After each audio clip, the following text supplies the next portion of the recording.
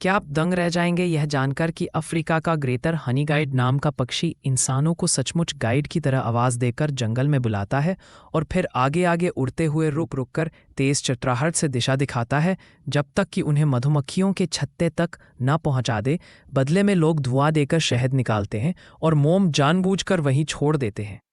जो इस पक्षी का प्रिय भोजन है। और वैज्ञानिक अध्ययनों में पाया गया कि स्थानीय समुदायों द्वारा पीढ़ियों से इस्तेमाल की जाने वाली खास मानव पुकार सुनकर यह पक्षी सामान्य आवाज़ों की तुलना में लगभग 2 से 3 गुना ज़्यादा उत्साह से मदद करता है, जिससे साबित होता है कि यह अनोखा मानव पक्षी गठबंधन असली दोतरफा संवाद और पारस्परिक लाभ पर चलता है।